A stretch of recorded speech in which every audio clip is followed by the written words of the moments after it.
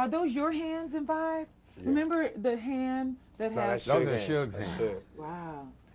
Yeah, that one. I present and... All right, great. Good. Yeah, congratulations on the nomination. Thank you. That means a lot. Your life has changed dramatically in the last 3 years, and then particularly in these last 3 months. No doubt. Okay? Not lying.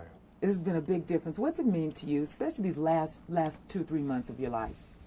It is a good reward for the patients of being in a maximum security penitentiary. You know, all the times when I could have acted up, or all the times when I could have went one way and I was like, I know this ain't forever. I'm gonna just ride this out, and I know it's gonna be my time again. And now it is my time again, and I appreciate everybody that wrote me letters, telling me to be patient and wait, everybody that, you know, helped me to see that, you know, as long as you got your faith, you know, you can ride anything. There's nothing too scary where I'm gonna just give up, you know what I mean? I've seen hell and everything after it, so. It's been some very interesting articles out recently. This man here is responsible, Papa G, getting a lot of press out about you all. Let me ask a comment about one of the things that I read. Certainly you're here at the family now. You all call this a family. What's it mean for you to be here with Death Row?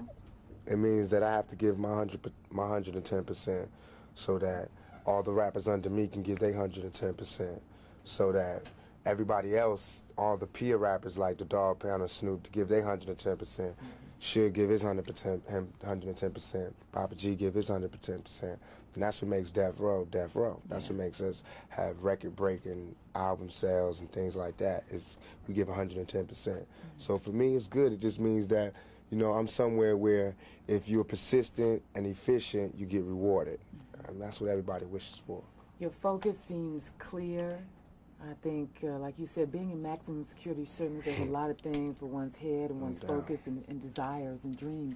You come out, you hear a lot of controversy going on right now about rap, just Time Warner dropping Interscope and a lot of things that have resulted from people saying it's a bad image, it's bad for young people. Tell us your comments on that. I said so many comments on this, but basically it's a hypocritical view, because what you're saying is it's okay for us to live in the dirt, in the gutter, in less than human conditions, but it's not okay for us to tell people that we're living in these conditions. Everything was cool, you know. The ghetto was okay. It was habitable until we started talking about exactly what were the repercussions of living this type of lifestyle. What happens when you live in this kind of environment? What type of person it changes you into?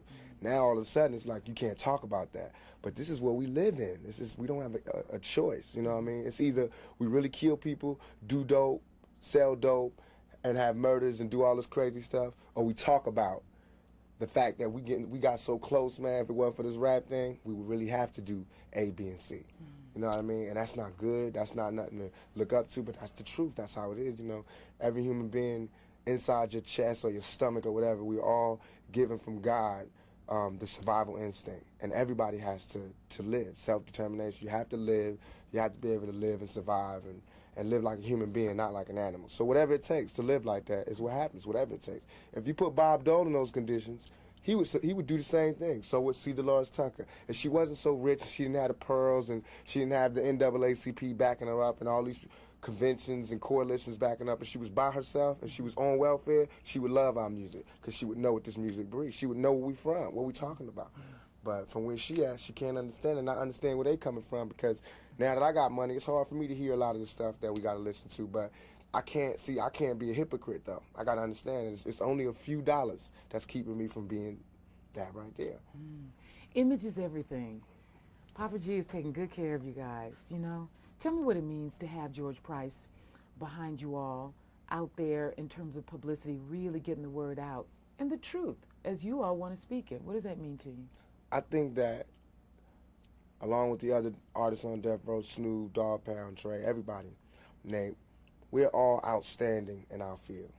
And I think that Suge, in terms of being a manager, a CEO, he's outstanding in his field. I think that Papa G is just keeping that tradition along by being outstanding in the field of publicity and getting the things that we have in our head to the heads of millions of people, letting them see what we see and look at it how we want them to look at it.